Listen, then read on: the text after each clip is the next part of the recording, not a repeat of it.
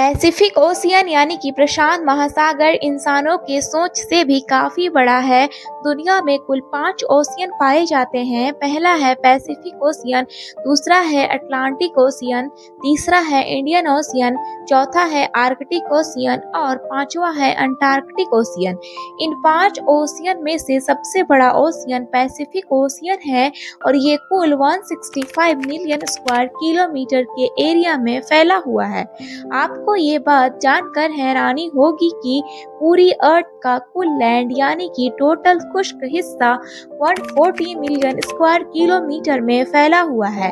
इसका मतलब ये हुआ कि बाकी 4 ओशियन को हटाकर सिर्फ पैसिफिक ओशियन की बात की जाए तो ये अकेला ही पूरी अर्थ के तमाम पहाड़ों, रेगिस्तानों, जंगलों और आइलैंड से भी काफी ज्यादा बड़ा है। पैसिफिक ओशियन में कुछ चंद आइलैंड हैं जो कि इतने छोटे हैं।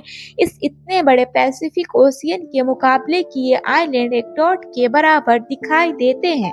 हैरत की बात यह है कि वो आइलैंड है जिसमें ज्यादातर किसी इंसान ने आज तक कदम नहीं रखा।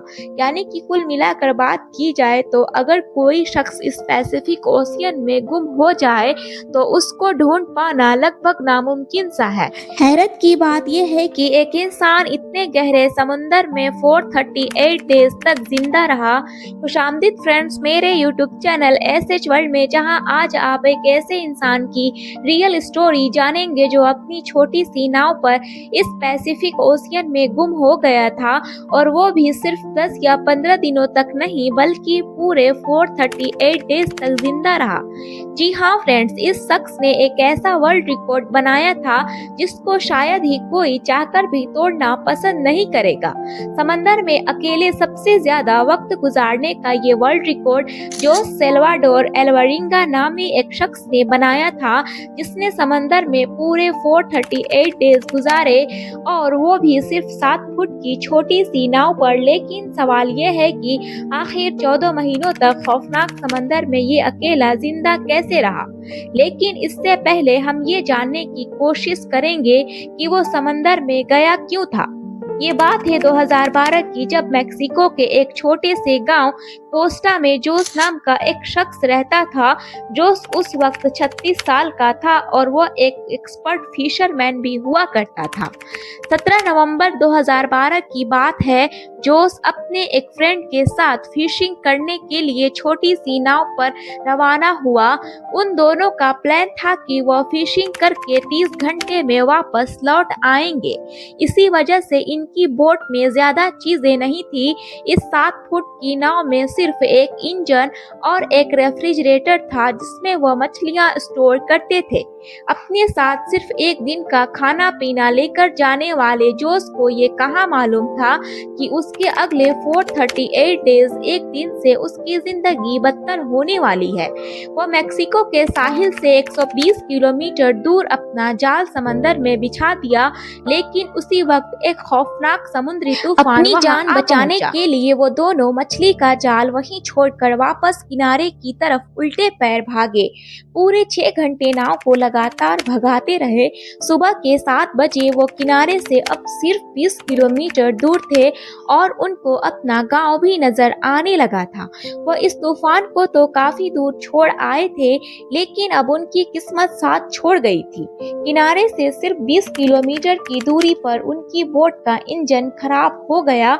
अब न ही उनके पास पैडल थे और न ही बोट की डायरेक्शन कंट्रोल करने वाला सेल था, लेकिन उनके पास एक रेडियो था जिसके जरिए उन्होंने अपनी लोकेशन अपने बॉस को भेजी और जवाब का इंतजार करने लगे।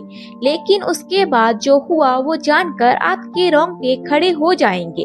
जी हाँ फ्रेंड्स, अपने बॉस के जवाब का इंतजार में उनके रेडियो की बैटरी भी खत्म हो गई और अब इन दोनों फिशरमैन का बाहरी दुनिया से कांटेक्ट खत्म हो चुका था। जोस, एल्विन और उसका साथी अभी भी इसी शौक में थे कि अचानक वो हुआ जिसका का जरा भी अंदाजा नहीं था। तेज हवाओं ने उनको बोट समेत वापस समंदर की तरफ धकेलना शुरू कर दिया था और जो किनारा उनको नजर आ रहा था वो भी आहिस्ता आहिस्ता उनसे दूर होता चला गया। उनके बॉस ने एक रेस्क्यू ऑपरेशन भेजी और उनको पैसिफिक ओशियन में ढूंढा गया, लेकिन अब बहुत देर हो चुकी थी, क्योंकि जैसे जैसे दिन गुजरते जा रहे थे जोस और उसके साथी का बचना काफी मुश्किल होता जा रहा था।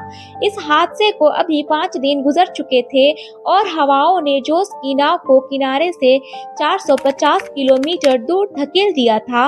वो समंदर के ऐसे हिस्से में पहुंच चुके थे जहां हर तरफ सिर्फ पानी ही पानी नजर आ रहा था। उनको पता था कि उनकी बोट इतनी छोटी है कि उनको दूर से भी स्पॉट नहीं किया जा सकता और ना ही उनके पास कोई फ्लेयर गन थी और ना ही आग लगाने की कोई चीज जिससे धुआं करके सिग्नल दे सकते थे। यानी जोस और उसके साथी को मालूम हो चुका था कि उनके बचने की चांसेस अब 1% से भी कम है। जो खाना पीना वो साथ लेकर गए थे वो पहले ही खत्म हो चुके थे, इसलिए अब पेट भरने के लिए उन्होंने अपने हाथों के इस्तेमाल करके उन परिंदों को पकड़ना शुरू कर दिया जो उनकी नाव पर आकर बैठते थे। वो मछलियां पकड़ नहीं सकते थे क्योंकि वो पहले ही जाल को आगे छोड़ आए थे।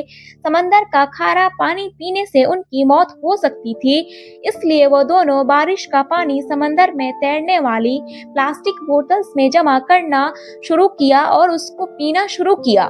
लेकिन जब बारिश कई दिनों तक नहीं होती थी तब वो अपनी प्यास बुझाने के लिए परिंदों और टर्टल्स यानी कि कछुए का खून पीते थे, और वो भी तब जब वो उनको पकड़ने में कामयाब होते थे। दिन गुजरते गए और फिर ये दोनों जिस सिचुएशन से गुजर रहे थे उसके बारे में सोच पाना भी हमारे लिए मुश्किल है। आखिरकार जोस एल्विन का साथी इस सिचुएशन को संभाल नहीं पाया और 4 महीनों के बाद उसने खुदकुशी कर लिया। अब इस छोटी सी नाव पर बात करने के लिए भी जोस के पास कोई नहीं था और वो चारों तरफ घिरे इस गहरे समंदर पे अकेला जिंदगी गुजारने लगा। मैप में देखा जाए तो एक अंदाजे के मुताबिक अब जो पैसिफिक ओशियन के इस हिस्से में मौजूद था ये दुनिया का खामोश सुनसान हिस्सा माना जाता है। शायद ही यहाँ कोई कार्गो शिप गुजरती है। मैक्सिको के किनारे को छोड़े 6 महीनों से भी ज्यादा वक्त हो चुके थे और इस दौरान जोस ने अपने साथी को भी खो दिया था। इसी वजह से वो और ज्यादा परेशान हो चुका था। एक दिन जोस को दूर समंदर में एक कार्गो शिप गुजरती दिखाई दी। पिछले 6 महीनों में उसने वह पहली शिप देखी थी और वह उस शिप को देखते ही उसके जीने की चाहत फिर से जागने लगी। जोस ने कार्गो शिप की तरफ हर तरह के इशारे किए, लेकिन बदनसीबी से शिप के क्रू को ये छोटी सी नाव नजर नहीं आई और देखते ही देखते उसकी जिंदा रहने की उम्मीदों पर एक बार फिर से पानी फिर गया। फिर किसी शिप के गुजरने के इंतजार में वो अपनी जिंदगी गुजारने लगा। 11 महीनों के बाद जोस एल्विन अपनी इस छोटी सी नाव पर 8000 किलोमीटर ट्रेवल कर चुका था। उसके कपड़े भी फट चुके थे और उसके पास खुद को धूप से बचाने के लिए सिर्फ एक अंडरवेस्ट बची थी। आखिरकार वो वक्त आया जब जोस की किस्मत मेहरबान हुई। 1 जनवरी 2000 को यानी कि पूरे 14 महीनों के बाद जोस ने अपने बोट के आसपास पानी में नारियल तैरते देखे तो वो उस वक्त समझ गया कि कोई आइलैंड के करीब वो पहुंच चुका है जहां लगे नारियल पेड़ों से टूटकर पानी में तैर रहे हैं। थोड़ी ही देर बाद उसको वाकई एक आइलैंड नजर आने लगा। उसको डर था कि ये आइलैंड भी कहीं इससे मिस ना हो जाए। ये सोचकर वो पानी में कूद गया और तैरकर आइलैंड पर पहुंच गया। पिछले 14 महीनों में जोस ने पहली बार किसी जमीन पर अपने पैर रखे थे और जब वो आइलैंड पर पहुंचा तो उसको एक छोटा बीज हाउस भी दिखाई दिया जिसमें वहां का एक लोकल इंसान मौजूद था। पिछले 430 डेज में जोस का पहली बार किसी इंसान से कांटेक्ट हुआ था। ये आइलैंड मार्शल आइलैंड का एक रिमोट आइलैंड था जिसको बोर्न एटॉल और ये आइलैंड जोस के स्टार्टिंग पॉइंट से 4000 किलोमीटर दूर है। ये भी जोस की किस्मत थी कि वह समंदर में एक छोटे डॉट जितने आइलैंड के करीब पहुंच गया था। लेकिन अगर जोस से ये आइलैंड भी मिस हो जाता तो अगला स्टॉप उसका फिलीपींस में होता जो इस आइलैंड से भी 5000 किलोमीटर ज्यादा दूर है। इस आइलैंड से फिर जोस को वापस अपने घर भेजा गया जहां पहुंचते ही उसे एक और परेशानी का सामना करना पड़ा। जोस जैसे ही अपने घर वापस पहुंचा, उसके बाद जोस के ऊपर अपने साथी को मारने का इल्जाम लगाकर उस पर केस कर दिया गया, वही साथी जिसने जोस के मुताबिक खुदकुशी की थी। जोस ने 438 डेज के नाम से एक बुक पब्लिश भी किया। उम्मीद है वीडियो पसंद आई होगी, तो वीडियो को लाइक शेयर जरूर करें। मिलते हैं अगली वीडियो में।